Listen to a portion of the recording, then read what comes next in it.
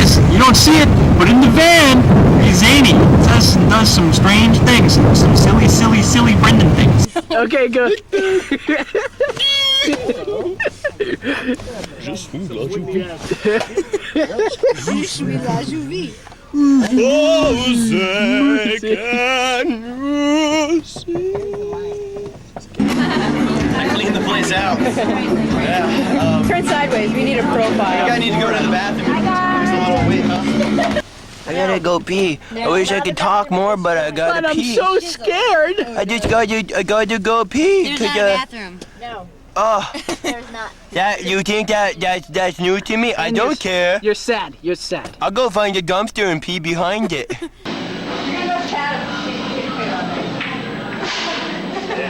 I saw this coming. You can't fool me. Okay? I mean, I was thinking about getting naked too, and then I heard something about Chad saying, yeah. Oh,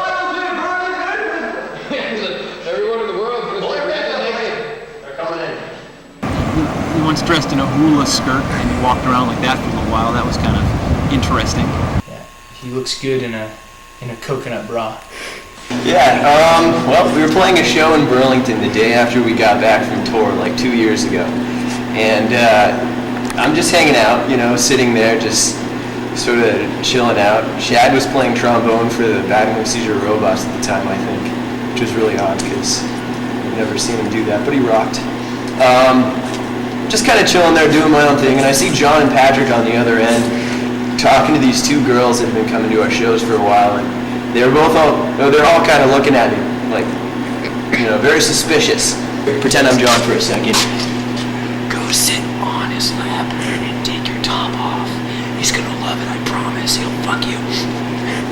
And I just kind of, you know, look back. I'm like, all right, whatever, you know, just doing my thing. Next thing I know, this girl walks over, and she actually straddles me from the front. No. Okay, and she's got this weird look in her eye, like, I don't know what you're gonna do, but I don't know. I was like, all right, interesting. She pulls down her top, and I'm like, okay. Right in the middle of everything. Everybody's looking like, what the fuck is up with that kid? Like, must be a rock star or something. She looks at me. Can I kiss you? And I'm like, no, you can't kiss me. No, I have a girlfriend. So John's like, B, hold on right there, I'm gonna go get the camera. So he goes and he gets the camera, and I'm waiting like 10 minutes. He finally comes back, and he's just fucking laughing. And at this point, she's still here sitting topless, right in the middle of everything in the show. And her friend is sitting next to her with her shirt down. And they're just standing there, or sitting there smiling at me with their tops down, boobs just bouncing in my face. And I'm just sitting there. And John takes the pictures, and then finally they get off, and I leave. I go sit in the van for a while. That was pretty much it, and I've never seen the pictures. I do not wish to see the pictures. He breaks a lot of strings. It's because I'm badass. He's a beast. I'm a beast. I mean, beast. Pythons. Look at that. Pythons. I don't know. Either that or I just need to get a new bridge for my guitar, but I like to think that I'm hardcore. No, you're tough, man. I'm tough.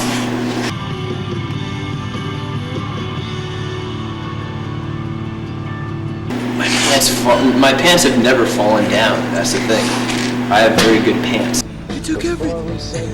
They took my wife. They took my children.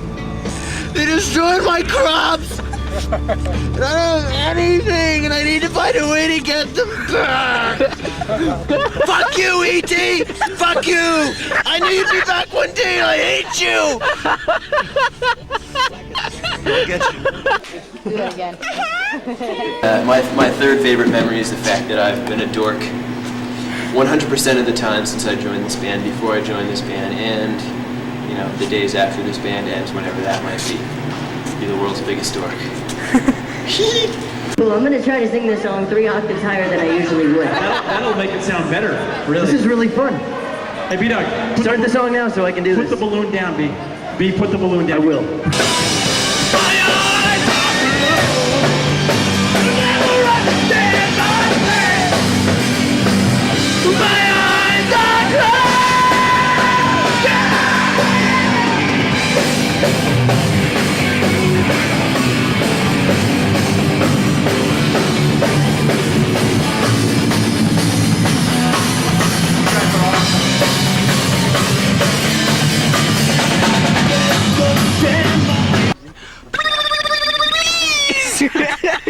I got. This song is called Far From Perfect.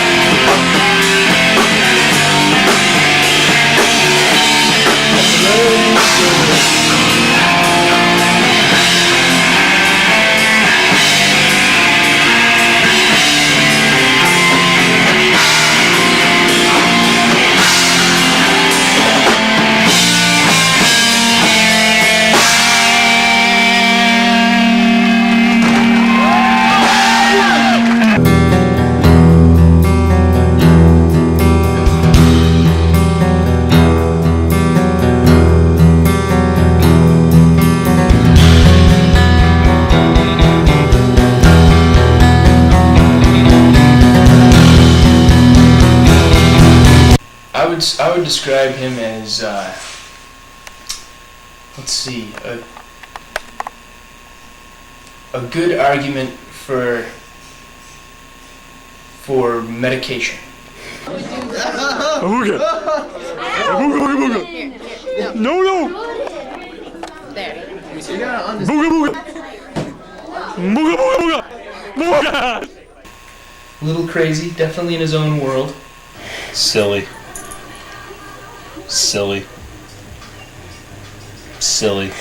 Basically. He's silly. Ah, you son of a bitch, you're upside down now. How do you feel? I feel dizzy. Weird fan things. I have a thong collection. So go ahead and, you know, if you're a girl, just bring them to shows. Just throw them my way. Right on stage. Just throw them on stage. Thongs, yes, I have like 8 of them. So I want more. Bring me the thongs! You can track it down. Track down Toby and say, Toby, I need a copy of Pleasantly Plump. And it's a secret song on the end of it. Cass and I busting raps. But he's busting the beat and I'm busting a rhyme. Word. All right. Busting a rhyme. Because it's about time to break down.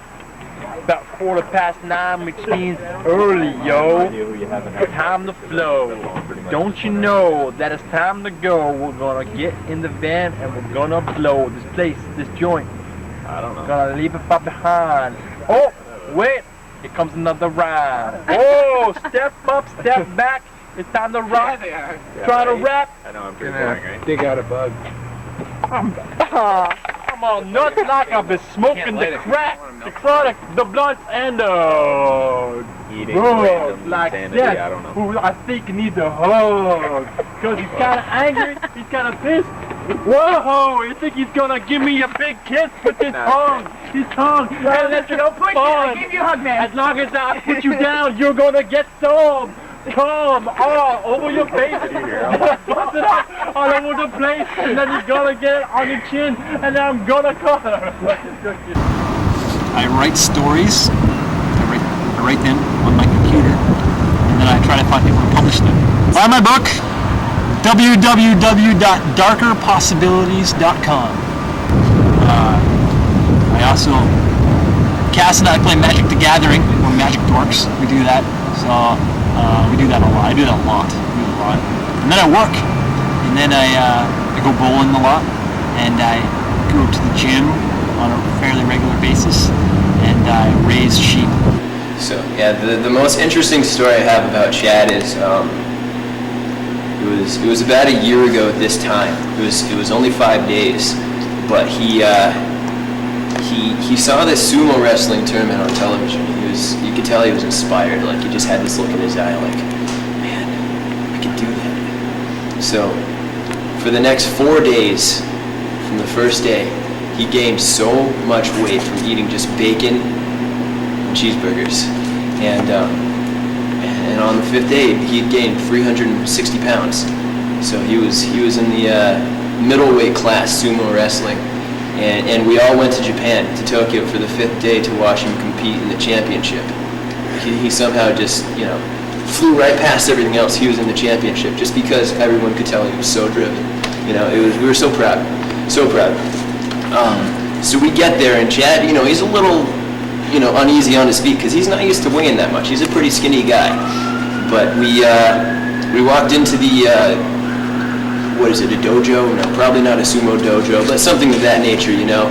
And it, you know, he got himself ready, and we helped him. You know, we slapped him on the ass.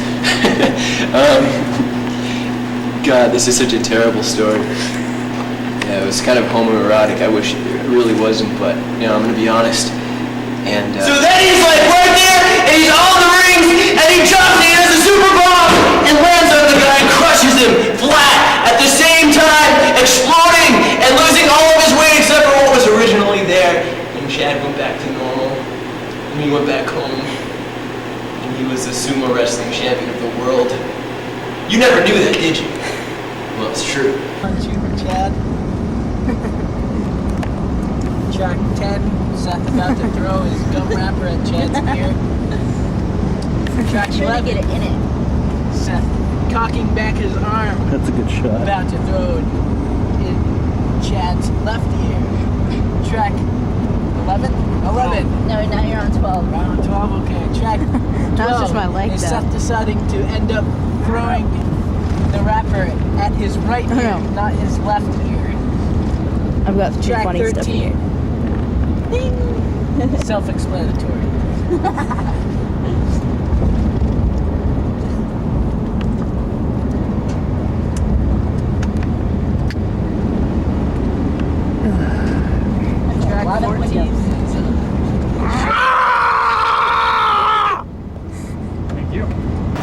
Well, the New Jersey cheerleaders was a fantastic memory.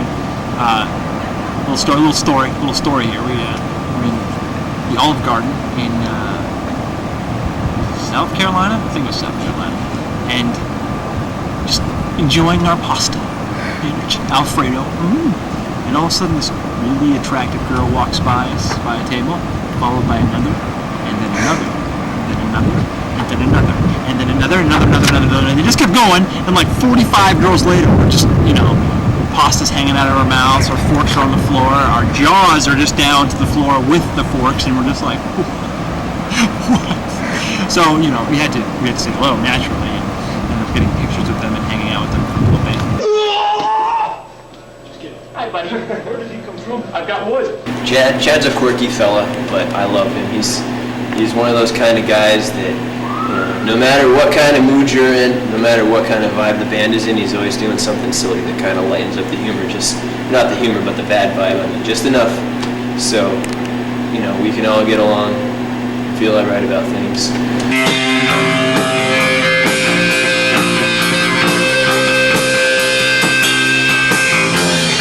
Sucks. I don't want to do this anymore. Why? I don't like loading because it's tiring. This is why bands have roadies. We can't afford roadies because we can't even pay ourselves. It's not fair. Okay. There's so many bands. We got a place called the Red Zone.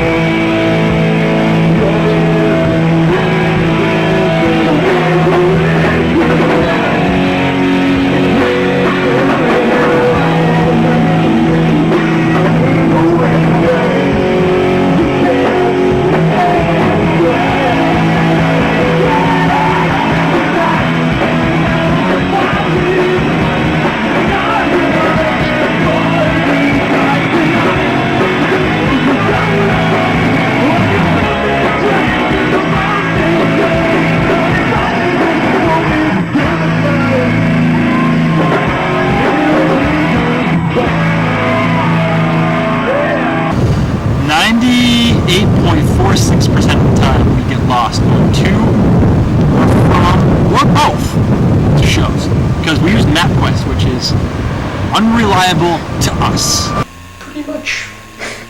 Pretty much every show. 9 out of every 10 times. Almost every show, I'd say. Yeah, I think the last show that we went to was probably the only show that we didn't have any trouble, except we got lost coming back, leaving the city. I'd get there. I'll never get back, right? I don't know why. And if Cass ever drives out of New York City, inevitably we end up in New Jersey. Has to happen. Don't know why. New Jersey, here. New York City, here. We're going here. New Jersey. Here's where you end up. Okay. Always end up in New Jersey. If we go to New York City and I drive out of the city, we somehow end up in New Jersey. No idea. New Jersey, as a rule, is the worst shows ever. It wouldn't be a. I think that's the general rule. Is it's not a road trip if you don't get lost. Flat out. So. Yeah, we had this curse where no matter where we're going, before we find the show, we go right through the ghetto and get lost and think, all right, tonight's the night we die. There's a lot we've been to pretty much every single ghetto in the East Coast. It's just no doubt MapQuest will take you through the ghetto. And we've been through them all. And it's not that bad. We all joke about it and laugh about it. Nothing ever has happened. Never been that scary. Savannah, Georgia, definitely really scary.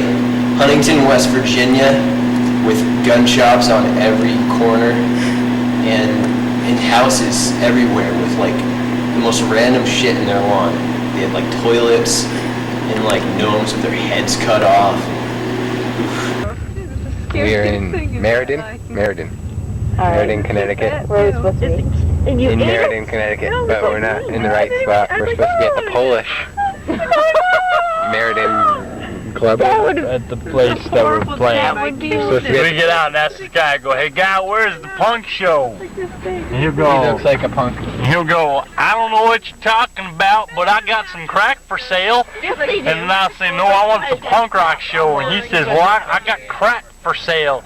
And then I'll run away because he'll scare me because a lot of people sell crack to me. I don't want to do any crack because people tell me if I do any crack, I'm going to get weird. No, no. Remind yourself never to film Chad when he's There's a cracker. That's the guy selling crack. Right there. This guy. He's got crack in his back pocket. He's got a good disguise.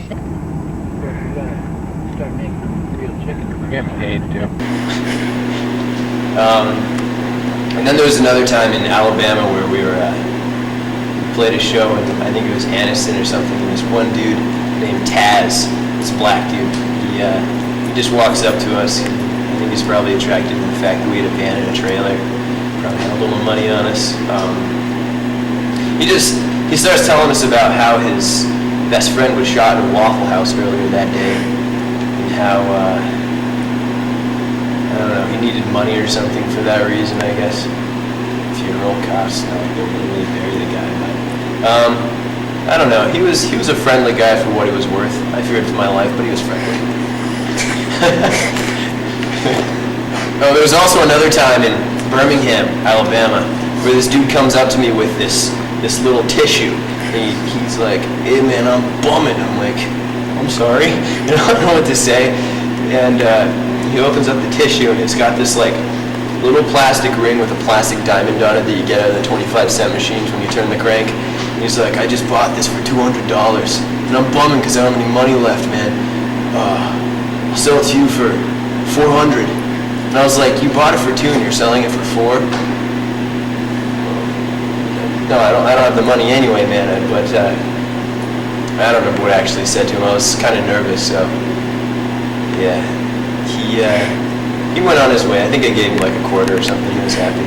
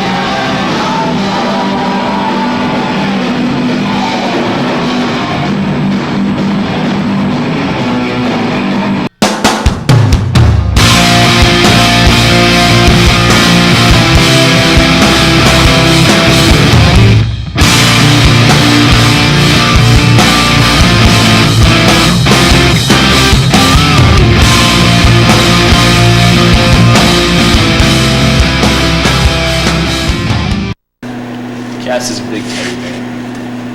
Yeah. He's a big teddy bear that plays drums.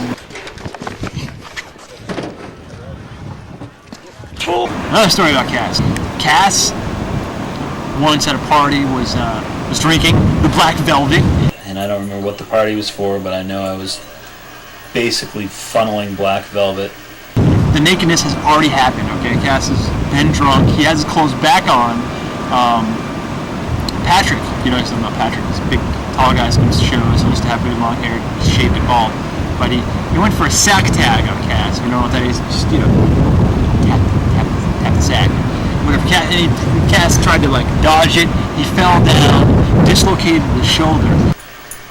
Don't remember how it happened, but my shoulder came out. He stood up like this. He was like, oh boy, time for the hospital, guys. His shoulder's down here. And so everybody was like, I'm too wasted to take you to the hospital. And I'm the one who I don't really drink. It's not really my thing. I can't handle it. I'm very, very sick. So I'm the sober one. I'm like, I'll take you to the hospital. We get in there. He's answering all the questions like the receptionist person. His shoulder's out here. I was falling out of my chair and slurring my words as I was trying to fill out the stupid information. And they're like, what's your name? He's like, my name is Cassidy McAuliffe. We'll see. And they're like, okay, well, do you have any insurance cards? Nope. I don't have no insurance. You're going to have to bill me later. So, meanwhile, I do all the questions. I'm like, he's so drunk. And I'm like, I know they know he's drunk. They put him in there. They go and do whatever they do. I wait in the waiting room, and half hour later, this nurse comes out. She's like, "Excuse me, can you come with me, please?" I'm like,